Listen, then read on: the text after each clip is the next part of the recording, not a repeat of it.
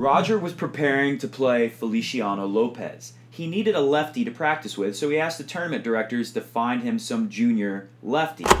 Get this 15-year-old blonde kid who made quite the impression on him and gave him a great hit because Roger went on to win that. This was 3 years ago in Canada. He won that match against Feliciano 6-3, 6-4. Hopefully we see something like that tomorrow night. And this kid, Denis Shapovalov, made a big impression on Roger, and little did he know, 3 years later, this kid has really got a chance to go deep at the U.S. Open. The big news, Marin Cilic is out, and I'm thrilled that Marin Cilic is out, not only because it gives Denis the Menace, who wears his hat like this, so I'm going to do that for today's video, not only because it gives Denis the Menace a good chance, a big opening, also because I was worried about, the last time Roger played Cilic at the U.S. Open. This is a scary memory. So thinking, what if Roger makes it to the final, plays a bunch of five-setters, gets all tired out, and then he just doesn't have enough in the tank to play Cilic, and Cilic wants the revenge after losing Wimbledon. We don't have to worry about that now. There's really not a lot of danger left for Roger, although Feliciano Lopez is good, but I think, just like we saw at the Australian Open, Gabe pointed that out to me on Twitter, I think last night or even today. It's kind of like the Aussie Open. Roger had a couple rough, scratchy first round, second round, and then the third round, I'm pretty sure that's when he played Berdych, he went off. And I hope he goes off tomorrow on Feliciano Lopez. But back to this Shapovalov kid. Fat Nancy, you guys have heard me reference her. I've put her in a couple of videos. She loves tennis, and she loves social media, so she's always on there on the Twitter. And then she was working in Canada when Roger had that practice. She was actually doing social media for the tournament. And she said to me that she was blown away by Denis. She said she was amazed at how hard he was hitting the ball, even though he was just 15 years old. And, he had the flair and the style and the grace. Look at some of these pictures I'm going to flash up on the screen of Denis.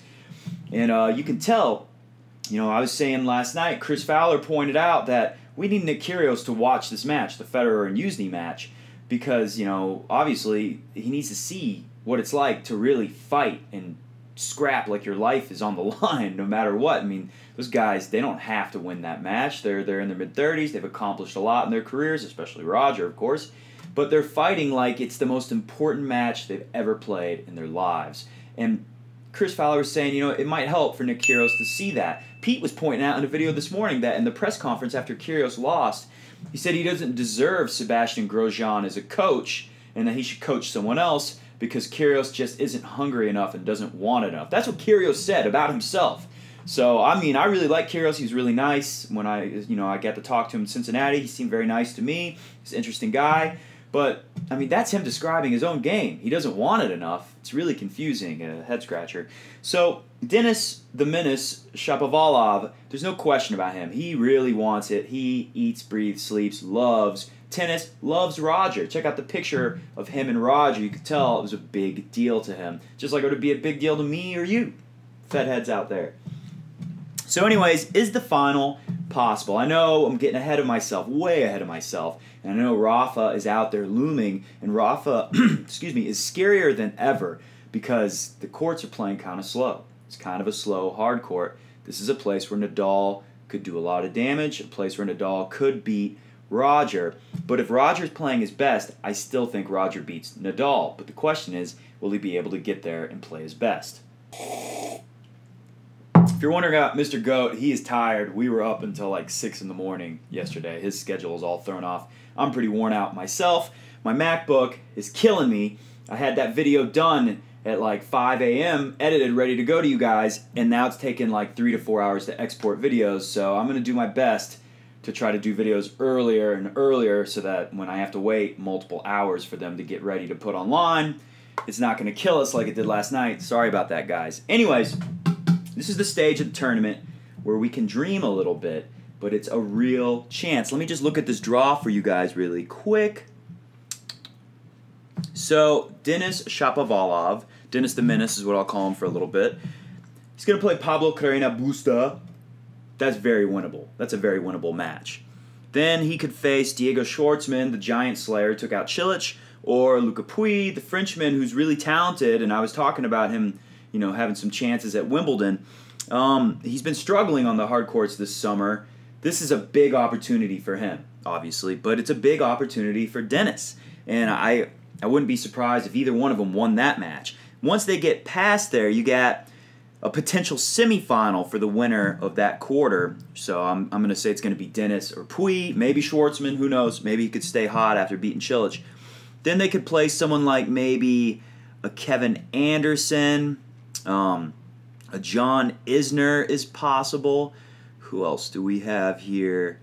Lorenzi. I mean, these guys are usually clay court specialists. He got to play another Italian, so that helped him. I don't think he'll beat Kevin Anderson. Misha has beat Isner twice this year, so I don't know if Isner will, it's not like an easy match tonight.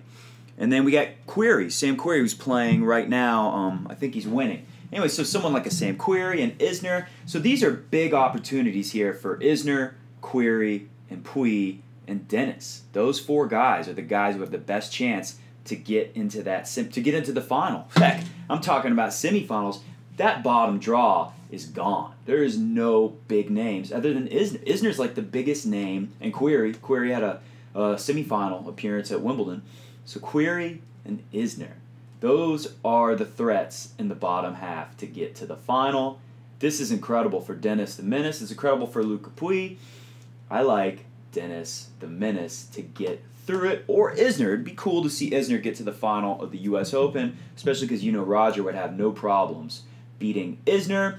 I don't think Roger's going to have problems with anyone except for Rafa. There's a little danger there, and I only say that because the court is playing so slow. Anyways, comment below. Let me know what you guys think. Let me know how bad you guys want to see Denis versus Roger in the final. I feel like Roger would definitely have the advantage to win that match. It would be very cool, and it would be very exciting for us because we're all starting to wonder now. You got to admit it. What will tennis be like after Roger and Rafa? I don't know, but I'm feeling good about it because we do have a lot of these young guys who are really good and really love the game. I'm really sad about Grigor Dimitrov, but I still think he's got time to put it together and get a little mentally tougher out there because I think that's really what it comes down to. It's all mental for Grigor because he's the best of them all, in my opinion. I think he can do more damage on a tennis court than anyone in the world, even Roger. I think Grigor's younger, faster, stronger. So if he could get it together the way Roger does mentally, then we got a real force to reckon with. All right, guys. Thanks for joining me for another exciting Coffee Break Tennis.